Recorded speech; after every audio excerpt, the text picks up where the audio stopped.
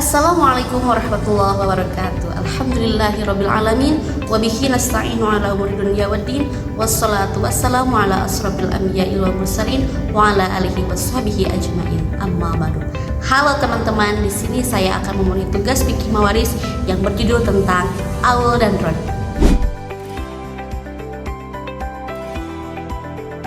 Latar belakang aul dan rod. Hukum Islam merupakan salah satu bagian penting dari syariat Islam yang mengatur perpindahan hak kepemilikan harta dari seorang yang telah meninggal dunia kepada ahli warisnya.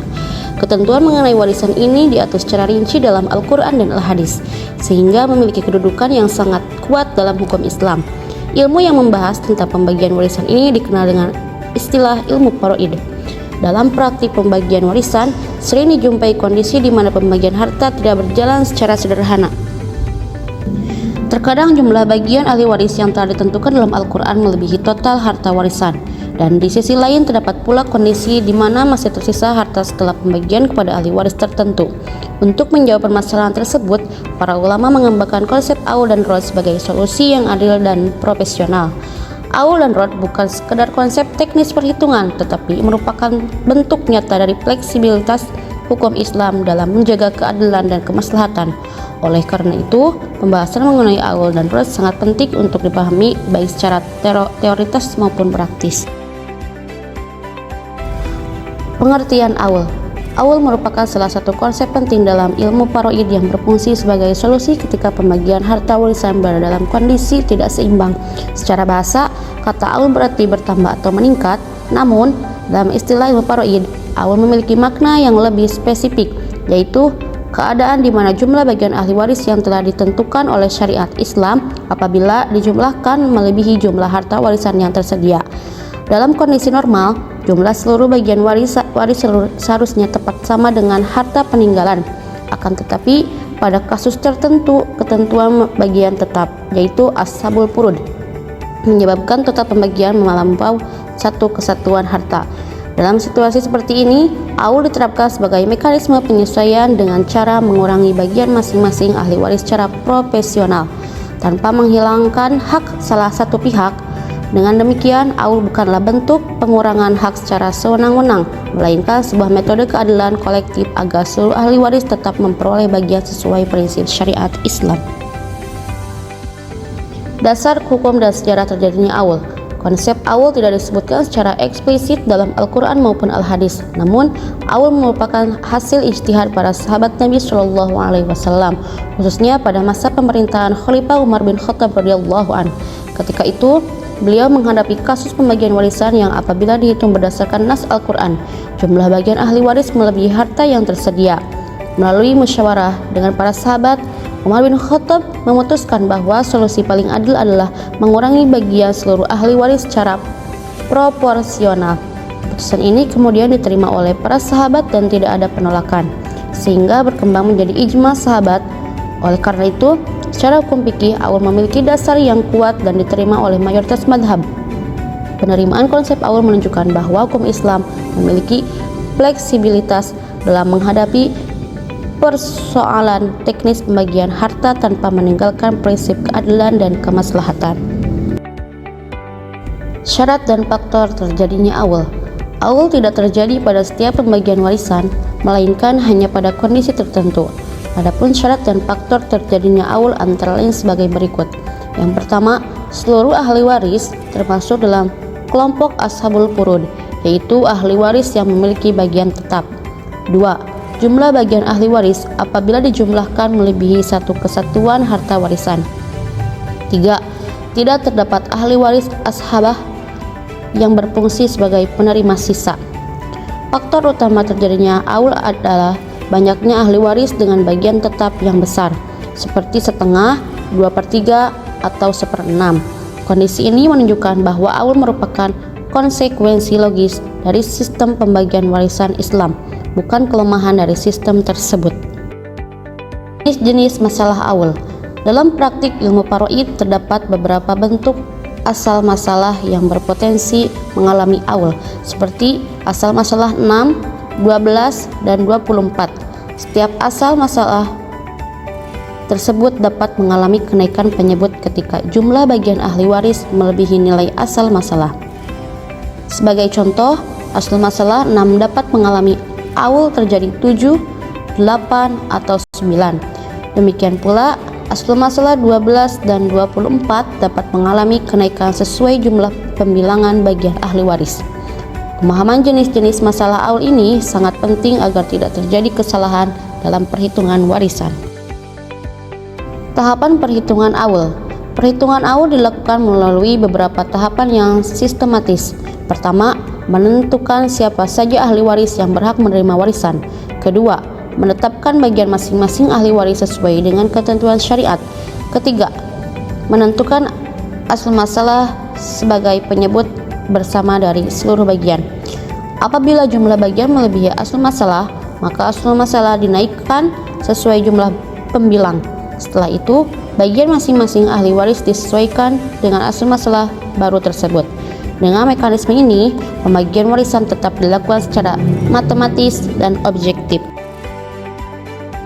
Rod merupakan salah satu konsep penting dalam ilmu faraid yang berfungsi sebagai mekanisme pengembalian sisa harta warisan kepada ahli waris tertentu.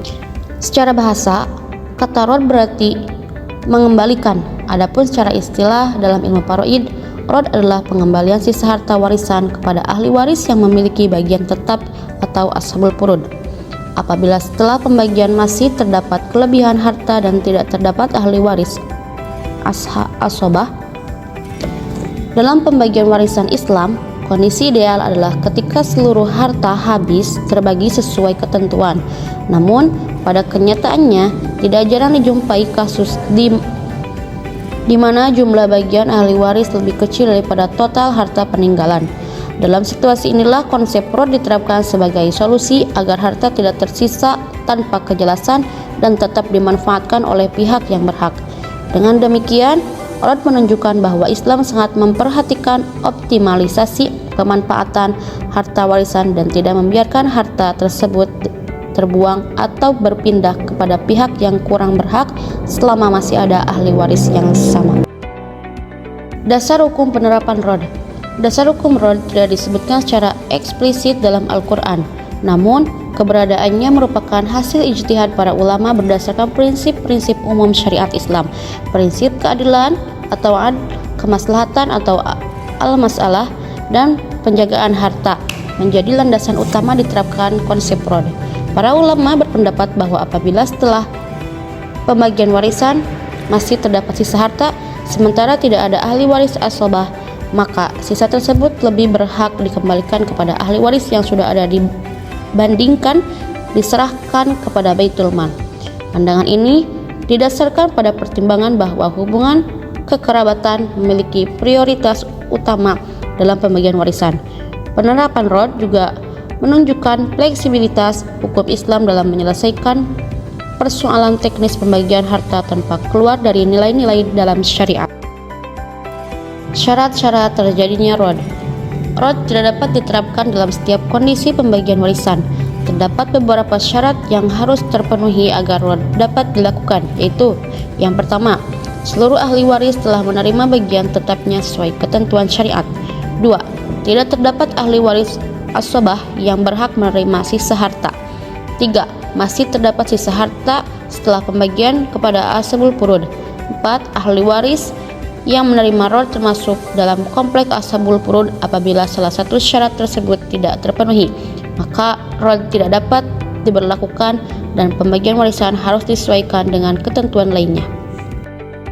Analisis perbandingan aul dan rod. Aul dan rod merupakan dua konsep penting dalam ilmu faraid yang berfungsi sebagai solusi atas kondisi pembagian warisan yang tidak berada dalam keadaan ideal. Meskipun keduanya sama-sama bertujuan menjaga keadilan dan kemaslahatan, aul dan rod diterapkan dalam kondisi yang berbeda dan memiliki implikasi hukum yang berbeda pula. Oleh karena itu, diperlukan analisis perbandingan untuk memenuhi kedudukan, fungsi, dan tujuan masing-masing konsep secara komprehensif. Aul diterapkan ketika jumlah bagian ahli waris yang telah ditentukan oleh syariat Islam melebihi total harta warisan yang tersedia. Dalam konsep ini, harta warisan tidak mencakupi untuk memenuhi seluruh bagian secara utuh.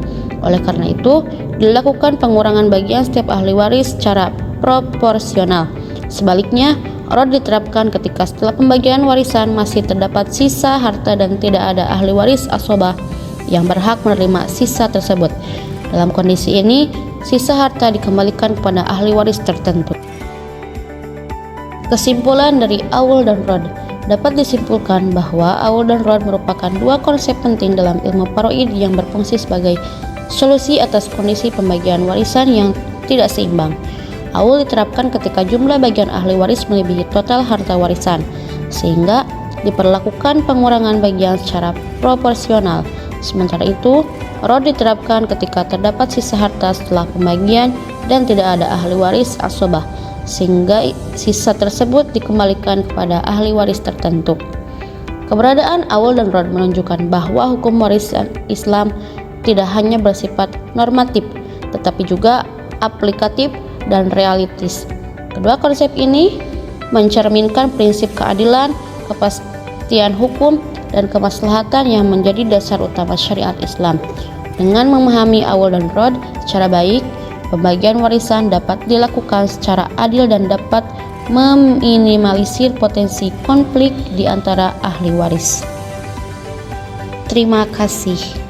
Mungkin sekian yang bisa saya sampaikan. Mohon maaf bila ada kesalahan dalam penyampaian. Wassalamualaikum warahmatullahi wabarakatuh. Bye bye.